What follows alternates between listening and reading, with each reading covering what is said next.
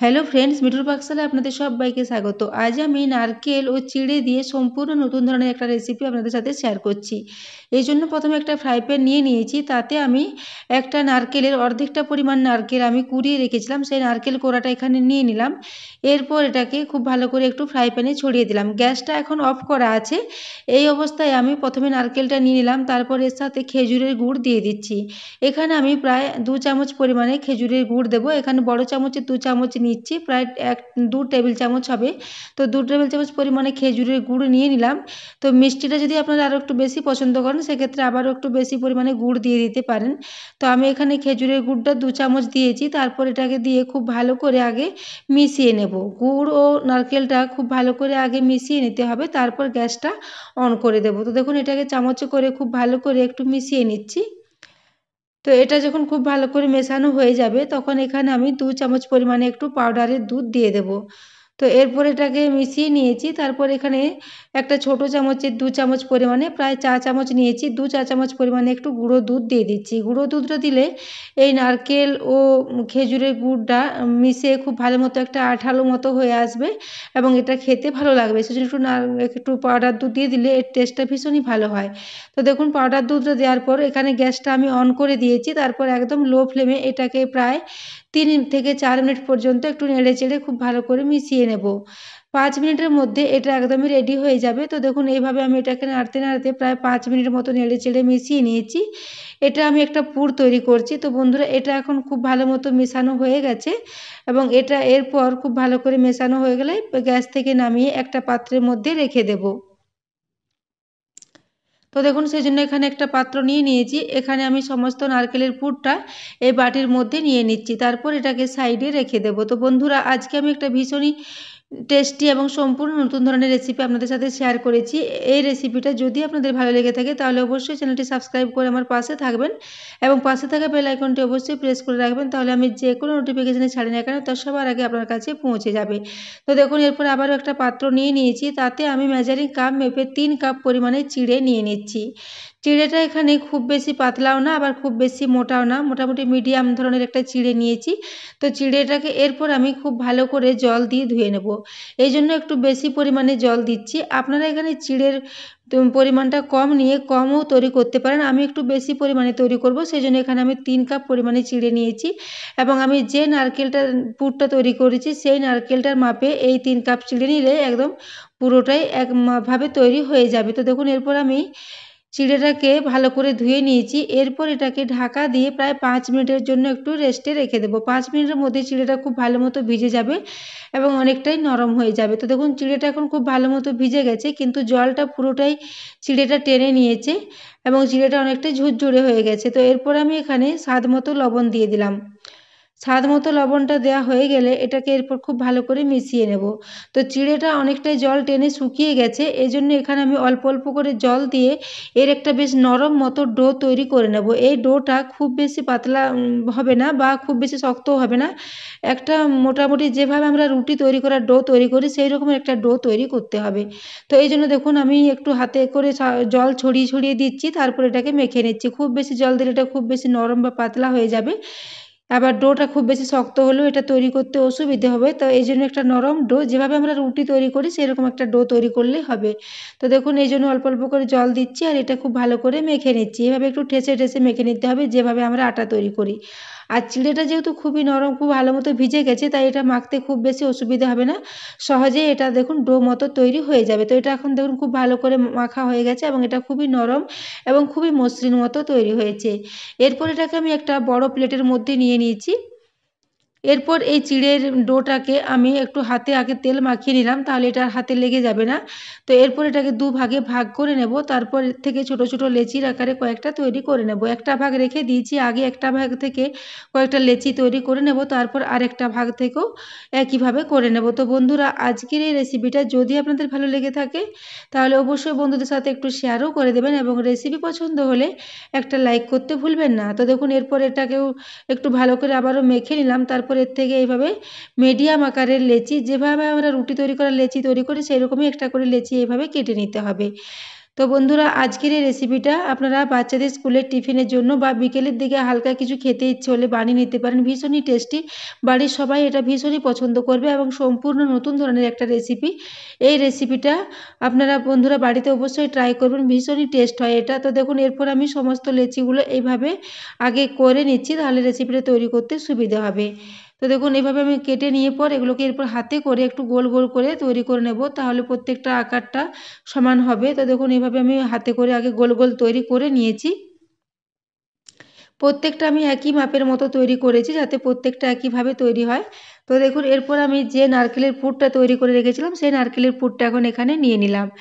এরপর আমি এই লেচিগুলো থেকে একটা করে বল হাতে নেব, আর এইভাবে দু হাতে করে একটু বাটির মতো করে তৈরি করে নেব। এভাবে দুটো আঙুল মধ্যিখানে দিয়ে একটু এভাবে ঘুরিয়ে নিলেই খুব সুন্দর মতো একটা বাটি মতো তৈরি হয়ে যাবে, তাহলে ভিতরে পুরটা দিতে সুবিধা হবে। তো দেখুন এরপর আমি একটু করে পুর নেব আর এর ভেতরে দিয়ে দেব। তো আমি যে পরিমাণে পুর নিয়েছি প্রত্যেকটা আমার সমানভাবে তৈরি হয়ে যাবে এই পুরে। তো এই জন্য আমি দেখুন এইভাবে একটু পুর নিয়ে নিলাম, তারপর এইভাবে হাতে করে ওই উপরের দিকে মুখটা নিয়ে যেয়ে একটু বন্ধ করে দেব। এইভাবে একটু নিয়ে গেলে খুব সহজে এটা বন্ধ হয়ে যাবে এবং উপরের যে অংশটা বেড়ে যাবে সেটাকে এভাবে উপরে একটু এভাবে মুখটা বন্ধ করে দেব। তারপর দু হাতের তালুতে করে একটু চাপড়ে চাপড়ে এগুলোকে একটু চ্যাপটা চ্যাপটা করে নেব। তো বন্ধুরা এটা বানানো খুবই সহজ পদ্ধতিতে, এটা খুব তাড়াতাড়ি তৈরি হয়ে যায়, খুব বেশি সময়ও লাগে না। তো বন্ধুরা দেখুন এভাবে আমি একটা বানিয়ে নিয়েছি, এরপর আমি আবারও একটা আপনাদের দেখিয়ে দেব। তো এখানে একটা দেখুন তৈরি করে নিয়েছি, এবার আবারও একটা ওই একই পদ্ধতিতে বাটির মতো করে তৈরি করে নেব, তারপর ভেতরে পুরটা দিয়ে এইভাবে আমি প্রত্যেকটাই একইভাবে আগে বানিয়ে নেব, তারপর রেসিপিতে চলে যাব। তো বন্ধুরা আজকে আমি একটা চিড়ের ভাপা পিঠের রেসিপি আপনাদের সাথে শেয়ার করেছি। আপনারা অনেকভাবেই তো এখন এই শীতের পিঠে বানাচ্ছেন, কিন্তু এই পদ্ধতিতে এই রেসিপিটা একবার ট্রাই করবেন, এটা বাচ্চা থেকে বড় সবাই ভীষণই পছন্দ করবে। আমার বাড়িতে তো এই পিঠেটা সবাই ভীষণই পছন্দ করেছে।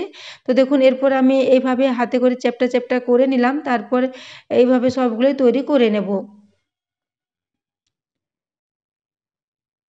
তো দেখুন এইভাবে আমি সবগুলোই তৈরি করে নিলাম এবং যে পরিমাণ পুর আমি তৈরি করেছিলাম তাতে সমস্ত চিড়ের এই পিঠেগুলো তৈরি হয়ে গেছে।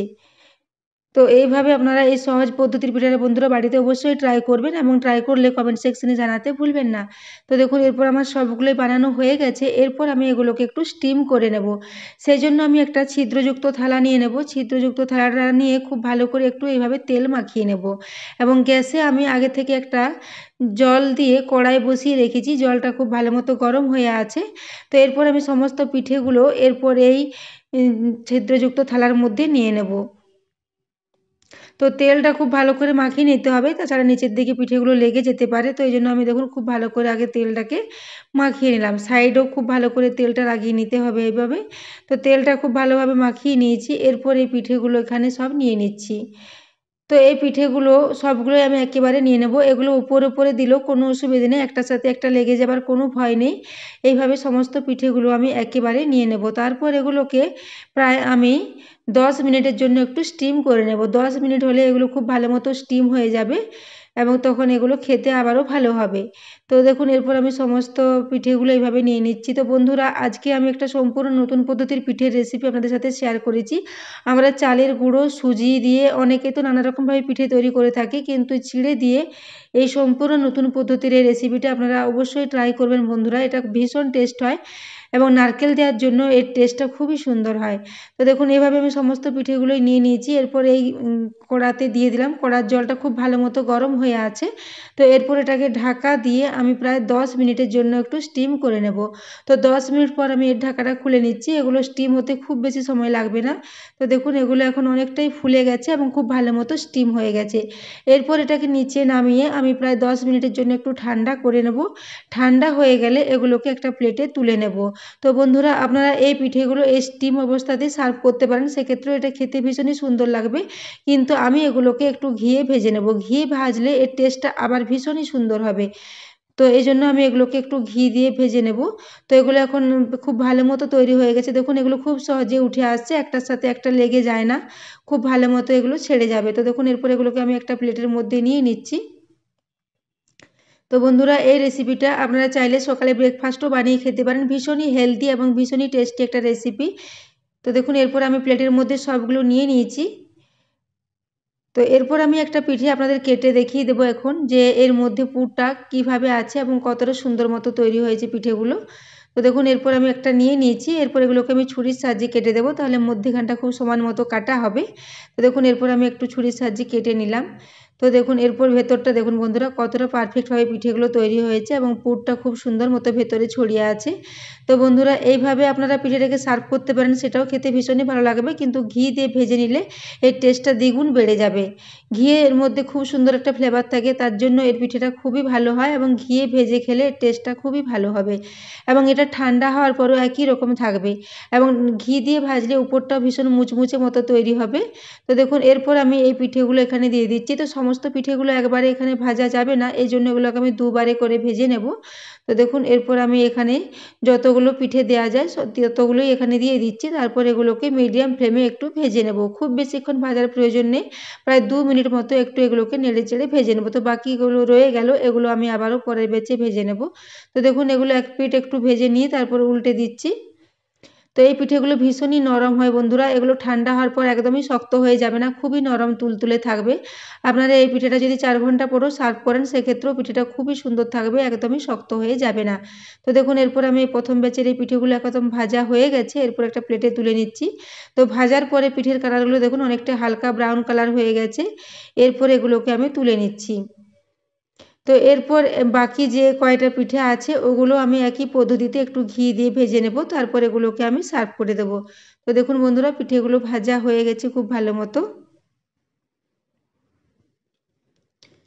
এরপর আমি পরের যে পিঠেগুলো ছিল সেগুলোকেও একইভাবে ঘি দিয়ে একটু ভেজে নিচ্ছি। তো বন্ধুরা এই রেসিপিটা আপনাদের কেমন লেগেছে কমেন্ট করে জানাতে ভুলবেন না। তো দেখুন এরপর আমি সবগুলো এখানে সার্ভ করে দিয়েছি এবং আবারও যেগুলো পরে ভেজেছিলাম সেগুলো এখানে সার্ভ করে দিচ্ছি। তারপর আমি আবারও এগুলোকে একটা প্লেটের মধ্যে নিয়ে নিলাম। তো বন্ধুরা এই রেসিপিটা আপনারা বাচ্চাদের স্কুলের টিফিনের জন্য বানিয়ে নিতে পারেন, খুবই হেলদি একটা রেসিপি এবং বাচ্চাদের খাওয়াও এটা ভীষণই উপকারী। চিড়ে তো আমরা সবাই ভীষণই পছন্দ করি এবং চিড়ের সাথে নারকেল দিলে এর টেস্টটা খুবই ভালো হয়। তো দেখুন এর যে বাকি একটা পিঠে আমি কেটে রেখেছিলাম সেটা এর উপরে সার্ভ